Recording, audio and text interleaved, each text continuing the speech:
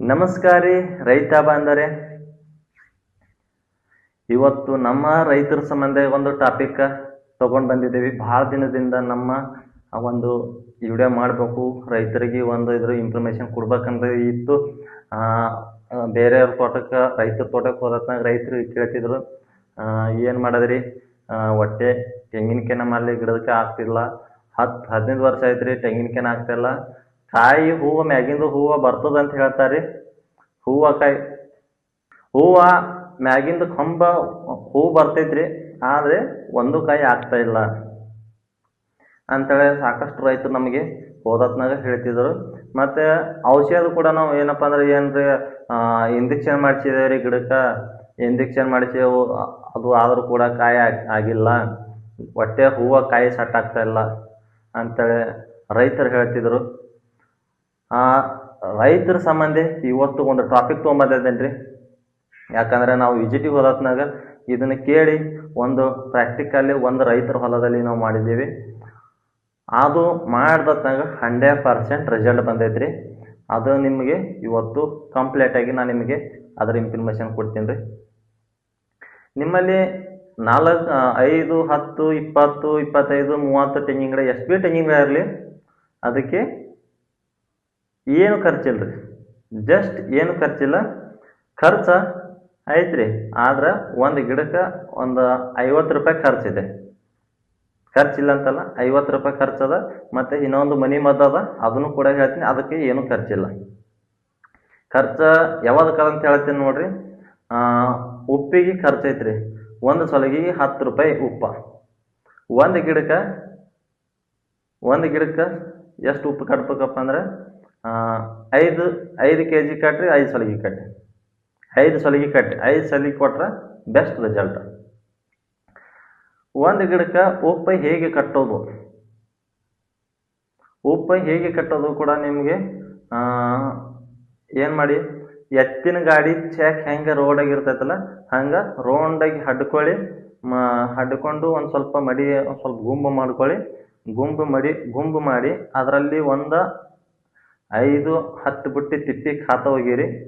ತಿಪ್ಪಿ ಖಾತ ಹೋಗೋದು ಒಂದು ಗಿಡಕ್ಕೆ ಒಂದು ತೆಂಗಿನ ಗಿಡಕ್ಕೆ 5 ಬುಟ್ಟಿ ಖಾತ ಹೋಗಿರಿ.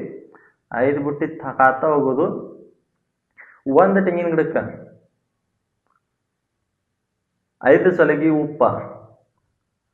ಆ ಜಗಳಿರಲಿ ಖಾತಿರ್ಲಿ, ಆ ಖಾತಿನ ಮ್ಯಾಗ ಉಪ್ಪೆಲ್ಲ ತಳಗೆ ಉಪ್ಪಗಿರಿ, ಗಿಡದ ಬಟ್ಟಿಗೆಲ್ಲ ಉಪ್ಪು ಹೋಗೋದು. ಮಣ್ಣು ಮುಚ್ಚಿ ಮಡಿ ಕಟ್ಟಿ ಫುಲ್ ಮಡ್ಯಾಗ ನೀರು ನಿಂದ್ರಪ್ಪಲೆ ಫುಲ್ ಮಡಿ ಕಟ್ಟಿ ನೀರು ನಿಲ್ಲಿಸಿ. ಮಡಿ ಕಟ್ಟಿ ನೀರು ನಿಲ್ಲಿಸಿದ್ರೆ ಏನಾಗ್ತದಪ್ಪ ಅಂದ್ರೆ, ನಿಮ್ಮದು ಏನು ತೆಂಗಿನಕಾಯಿ ಹೂವು ಬರ್ತೈತಿ, ಆ ಹೂವು ಉದುರ್ತೈತಲ್ಲ, ಆ ಹೂವು ಉದುರೋದು ಸ್ಟಾಪ್ ಆಗ್ತೈತಿ ಒಣ್ಣೆದು. ಮತ್ತು ಕಾಯಿ ಗಿಡದ ಯಾವುದೇ ರೋಗಗಳು ಕೂಡ ಇದ್ರೂ ಕೂಡ ಅದು ರೋಗ ಸ್ಟಾಪ್ ಆಗ್ತೈತಿ. ಹೂವು ಕಾಯಿ ಸಟ್ ಆಗ್ತೈತಿ. ಮತ್ತು ಕಾಯಿ ಕೈಲ ಸೈಜ್ ಬರ್ತೈತಿ ಉಪ್ಪು ಖಾತ ಹಾಕಿದ್ರೆ. ಯಾಕಂದ್ರೆ ಬರೀ ನೀವು ಉಪ್ಪು ಹಾಕಿದ್ರೆ ರಿಸಲ್ಟ್ ಬರಲ್ಲ, ಅದ್ರ ಜೊತೆಯಲ್ಲಿ ಖಾತಿತ್ತಂದರೆ ಫುಲ್ ಪವರ್ ಪ್ರಾಣಿಕ ಖಾತಲ್ಲಿದೆ. ಅದಕ್ಕೆ ಖಾತ ಹಾಕಂತ ನಾನು ರೈತರಿಗೆ ಸಜೆಷನ್ ಮಾಡ್ತೀನಿ.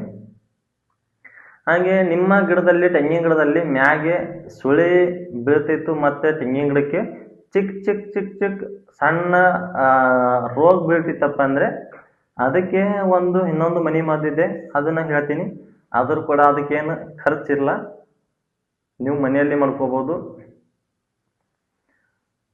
ನಿಮ್ಮ ಹೊಲದಲ್ಲಿ ಬಾಂದಿಗೆಲ್ಲ ಏನಪ್ಪ ಅಂದ್ರೆ ಎಕ್ಕೆ ಗಿಡ ಇರ್ತಾವ. ಆ ಎಕ್ಕೆ ಗಿಡ ತಗೊಳ್ಳಿ, ಒಂದು 10 kg ಎಕ್ಕೆ ಗಿಡದ ಕಟ್ಟಿಗೆ ಆಗಿರ್ಬೋದು, ತಪ್ಪಲಾಗಿರ್ಬೋದು, ಮತ್ತು ಹೂವು ಇರಲಿ ಕಾಯಿ ಇರಲಿ ಏನೇ ಇರಲಿ, ಸಣ್ಣಗೆ ತಂದು ತುಕುಡು ಮಾಡಿ ಒಂದು 50 ಲೀಟ್ರ್ ನೀರು ತಗೊಳ್ಳಿ. 50 ಲೀಟ್ರ್ ನೀರು ತಗೊಂಡು ಅದರಲ್ಲಿ ಬ್ಯಾರಲಲ್ಲಿ ಹಾಕಿ 1 ತಿಂಗಳ ಹಾಗೆ ಇಡಿ. 1 ತಿಂಗಳ ದಿನ ಹಾಗೆ ಇಡಿ. ಅದು ಕೆಟ್ಟ ಸ್ಮೆಲ್ ಬರ್ತೈತಿ. ಎಷ್ಟಂದ್ರೆ ಅಲ್ಲಿ ಸನಿ ಹೋಗಕ್ಕೆ ಬರಲ್ಲ, ಅಷ್ಟು ಸ್ಮೆಲ್ ಬರ್ತೈತಿ.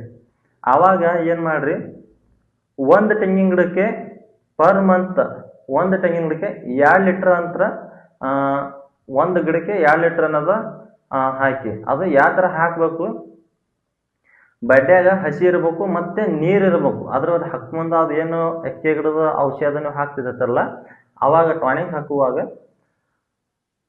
ಗಿಡ ಬುಡಕ್ಕೆ ನೀರು ಇರಬೇಕು. ಆ ನೀರಲ್ಲಿ ಹೇಗಪ್ಪ ಅಂದ್ರೆ ಒಂದು ಚೆಂಬು ತೊಗೊಳ್ಳಿ, ಒಂದು ಚೆಂಬು ತೊಗೊಂಡು ಅಂಗ್ಳಕ್ಕೆ ನೀರು ಹೆಂಗೆ ಹೊಡಿತಿರಲ್ಲ ಹಾಗೆ ನೀರು ಹೊಡೆದಂಗೆ ಹಿಂಗೆ ಅಂಗ್ಳಕ್ಕೆ ನೀರು ಹೊಡೆದಾಗಲೇ ಹಿಂಗೆ ಮಳೆ ಬಂದಂಗೆ ಹ್ಯಾಂಗೆ ಮಳೆ ಹನಿ ಬೀಳ್ತಾವಲ್ಲ ಹಂಗೆ ನೀರಲ್ಲಿ ಬೀಳಬೇಕು. ಅವಾಗ ಏನು ಮಾಡ್ತಪ್ಪ ಅಂದ್ರೆ ಅದು ಬೇರಿನ ಮುಖಾಂತರ ಮೇಲೆ ಇರೋಂಥ ತೆಂಗಿನ ಗಿಡಕ್ಕೆ ರೋಗ ಹತ್ತಿರ್ತಾವೆ, ಹುಳ ಹುಬ್ಬಟ್ಟಿ ಏನು ಇರ್ತೈತಲ್ಲ, ಸಣ್ಣ ಚಿಕ್ಕಿ ರೋಗ ಬಿದ್ದಿರ್ತೈತಿ ಮತ್ತು ಅಂಟು ಬೀಳ್ತೈತಿ ತೆಂಗಿನ ಗಿಡದಲ್ಲಿ.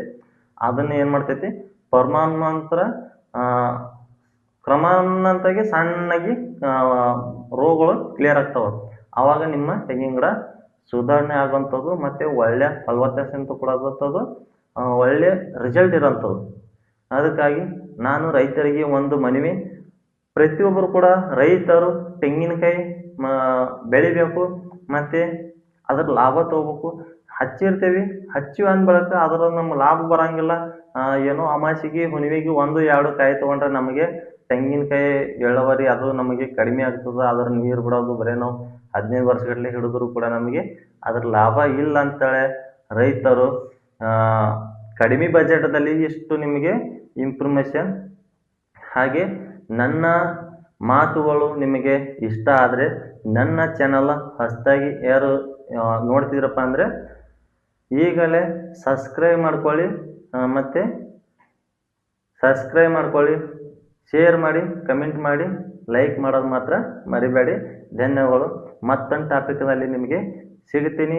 ನನ್ನ ಹೆಚ್ಚಿನ ಮಾಹಿತಿ ಹೆಚ್ಚಿನ ಇನ್ಫಾರ್ಮೇಷನ್ ತಿಳ್ಕೊಬೇಕಾದ್ರೆ ನನ್ನ ಬಯೋದಲ್ಲಿ ಲಿಂಕ್ ಕೊಟ್ಟಿರ್ತೀನಿ, ಅಲ್ಲಿ ಹೋಗಿ ಸಬ್ಸ್ಕ್ರೈಬ್ ಮಾಡಿಕೊಂಡು ನೀವು ಕಾಂಟ್ಯಾಕ್ಟ್ ಮಾಡ್ಬೋದು. ಏನು ಕಾಂಟ್ಯಾಕ್ಟ್ ಮಾಡಿದ್ರೆ ನಿಮಗೆ ಒಳ್ಳೆಯ ಇನ್ಫಾರ್ಮೇಷನ್ ನಾನು ನಿಮಗೆ ಕೊಡ್ತೀನಿ. ಮತ್ತೊಂದು ವಿಡಿಯೋದಲ್ಲಿ ಸಿಗ್ತೀನಿ. ನಮಸ್ಕಾರ.